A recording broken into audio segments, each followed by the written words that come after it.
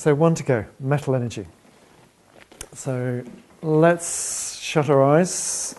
So it's metal energy. Metal comes from stone, from rock. So imagine yourself sitting on a big rock. If you know Dartmoor, you're sitting on one of the tours. Big granite rock. Just feel the solidity, the structure. This rock really knows what it is. It's a rock. It's nothing else. It's solid. It knows it's a rock. It's not going to change. It is what it is. Highly structured. Yeah. So we also have that solidity inside ourselves. So feel that rock-like quality inside. We have a lot of minerals inside of us. We have a lot of rock inside of us. And we have some solidity so that we know who we are. I'm Sue, or I'm Phil, or I'm Wayne. I know who I am. This is who I am.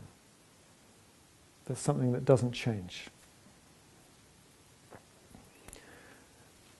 And also, you feel your boundaries. Your skin is your boundary. What's outside your skin is not you, and what's inside your skin is you. Yeah, there's a definiteness, there's a clarity. Yeah. Can you feel that kind of solidity and a certain confidence inside yourself about who you are? You can show who you are to other people. You feel solid in yourself. Yeah, so you can open your eyes. Yeah, can you feel that metal or rock-like quality inside? Some of you, maybe others not so much. Yeah. It's my buttocks, I just sort of felt that more than anything. You feel it in your buttocks? Yeah. Aha, okay, well that's a good place to feel it. So this particularly nourishes the lungs, but also the large intestine and this lower part of the body. The large intestine has an effect again around here. Yeah. So emotionally, the metal energy helps us feel solid, strong. We know who we are. It gives us mental clarity. You know, we can tell this from this from this from this. We can see the truth. It gives us some, more penetration and to understand things. It helps us to feel our boundary. We know we're different from other people. If other people have feelings, and those are their feelings, those are different to my feelings. Yeah. So we're not rocked. We have some solidity.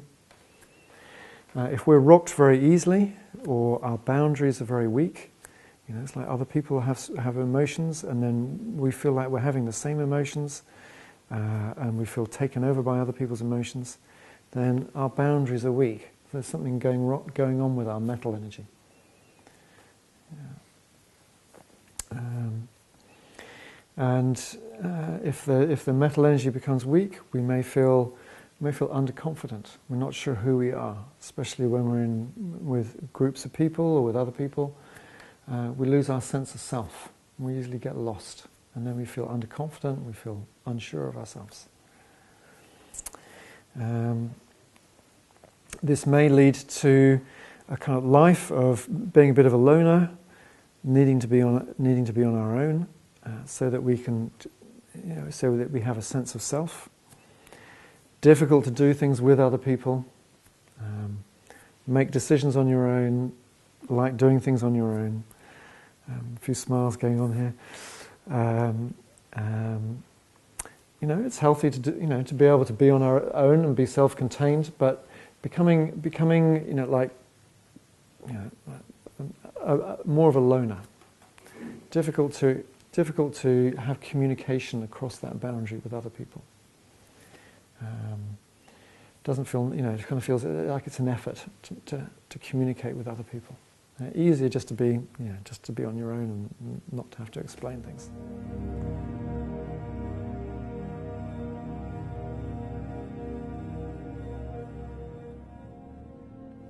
what life experiences are going to not be good for our metal energy? What kind of upbringing and life experiences?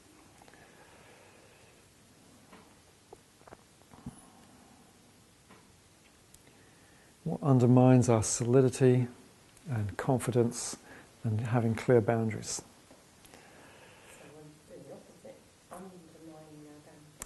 Yes, people, parents, others who undermine our boundaries, who invade our boundaries.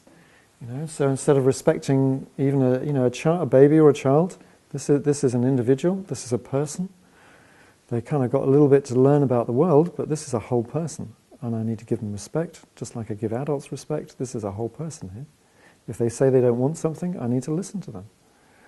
Not just override it and say, no, you can have it anyway. You have to eat this food. I don't care if you don't like it, you have to eat it. Or you have to do this now. So, overriding boundaries. And then children, don't know where their boundaries are. And then they grow up as adults and they don't know what's them and what's other people, and they don't have a solid sense of self. Yeah. What about if you moved around a lot as a child or a gypsy? Is that, because you'd have to learn new places, new boundaries, is that the sort of thing? Yeah, it could affect the metal energy and also the water energy. If there's a lack of security, then it might affect the water energy as well. Yeah, it depends. If you've got a nice, cozy little caravan, that's your security, that's your secure place. They say in survival training, if you can make something which feels like a home, it might just be a little, a few sticks and just a little cubby hole, your chances of surviving are doubled. If you just make yourself a little home of some kind, because it's supporting your, it's creating some security, so it's supporting your water energy. Yeah. Also, if as children we grow up, maybe we're a single child, no siblings, nobody around.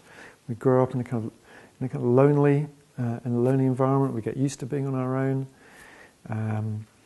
Or if we go to school and we're bullied a lot, and so we end up being on our own, and that kind of that healthy exchange doesn't happen.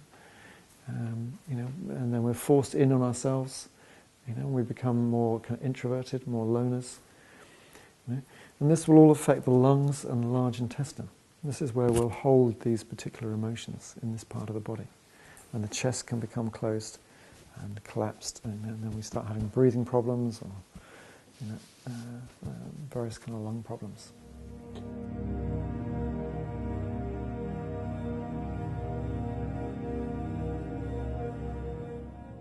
If there's an imbalance here, we tend to be introverted and keep ourselves to ourselves, and it can feel scary to come out of ourselves. But that's what we need to do. We need to find ways of making connections with other people. Maybe one-to-one is easier than in groups. And we need to find expressions of ourselves where we can gain confidence. Things where we can do things that we're good at, and then people can recognize that what we're doing is good. And then we get the recognition, and then we can build our confidence.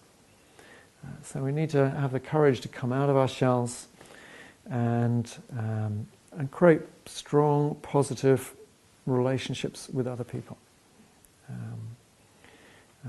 which I think is what we all want. We're kind of social creatures. We feel good when we've got a network, a community of family, friends, people we work with, and so on. So it's a matter of coming out of ourselves and getting into enjoying that network. Aerobic exercise is also very useful because it just really stimulates the metal energy in the lungs and helps to lift minor depression. Have you heard this? Various research has shown that taking regular aerobic exercise is more effective at lifting mild to moderate depression than taking the most common antidepressants. Antidepressants I'm very, very suspicious of. Actually, very few cases where actually they're a good thing. Mostly they're just covering up what's really happening.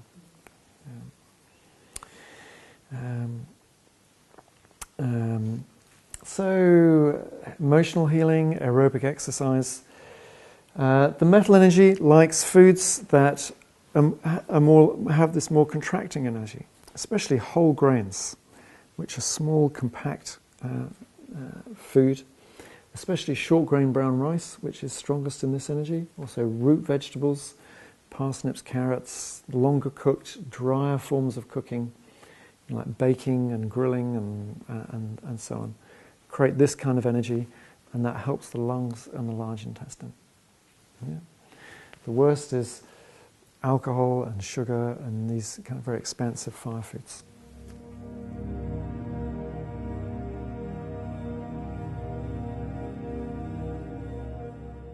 Yeah, so like another application of this is that some of us will be born with stronger water energy, and it's natural for us to have our energy more deep and inside. Some of us are more natural, are born with a stronger fire energy. And then those people want to be sociable, they like to have work where they're communicating, they like talking a lot, being with people. Tour guides, whatever. Anybody been a tour guide here? Yeah, I thought someone had been a tour guide here. Other people, the metal energy be stronger. So there's that quality, which is natural to you. But in your life, you just have to make sure you keep in balance with the others. Because if that is strong in you, then it could be quite easy for you to just always be attracted to being in that state. And then you're the opposite, your tree and fire energy could start suffering. You could start becoming rather kind of introverted and overly serious and not communicating, and that's what Jo does for you. Her energy is much more tree and fire, isn't it? So there's a nice kind of combination there, and then she perhaps needs your metal energy to drags you out, yeah, and then she needs some of your metal and water energy to kind of hold her down. Yeah, is that true? Very true. Yeah. So you can see those opposite energies there. You've dressed accordingly. Yep. More fire energy here, and yep. Very interesting. So it's like another application of this system is to see what our constitution is. So very interesting that we very often develop health problems in the element which is strongest for us, because we overuse it.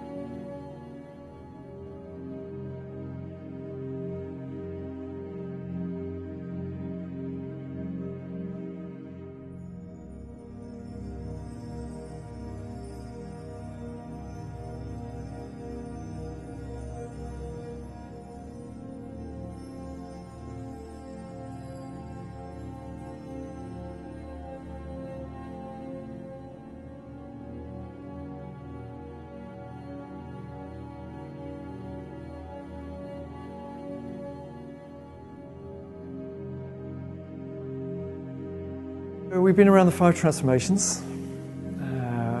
Maybe you relate to some more than others. So this can be a very useful focus for you to see where you need to pay attention, both to your emotional healing and also maybe to your diet and your lifestyle. So I hope this has kind of helped you understand some of the kind of richness that is in macrobiotics, in the macrobiotic understanding, and in this kind of combination of Oriental understanding and emotional understanding. And I hope this gives you a kind of feel for what we're teaching or what we're doing in the International Macrobiotic School. We're kind of using the richness of Oriental philosophy and approach to health and life, along with doing emotional healing, because they feel like yin and yang to me. They just fit so well together. And the West has become very good at understanding things on the emotional level. The East has this other wonderful understanding, and when we put opposites together, we're always at our most effective and efficient and achieve the most. If you're interested in kind of following this up, we run a one-day course, an introduction to macrobiotic cooking, which is balancing yin-yang, 5 transformations in your cooking. If you want to go more in depth, we run a 4-day looking after your health course, where we have 8 cooking classes. I mean, you'll learn a lot of different recipes. You'll learn the food side of this, plus the diagnosis side of this, how to recognize your imbalances in more depth, and how to really look after your health well. If you want to study it in more depth for yourself, then we run a 3.5-year training course. The first year is more for your own health and self-development. Learning the meridian system, learning about organs, oriental medicine, self-diagnosis and health assessment, cooking classes, emotional work. The second year is more of a professional training to become an excellent macrobiotic cook and healing guide. And the third year, able to give individual health consultations. So we've got those kind of 3 levels of courses if you'd like to take this further. Yeah. Thanks very much. Okay, shall we finish there? Thank you all very much for coming.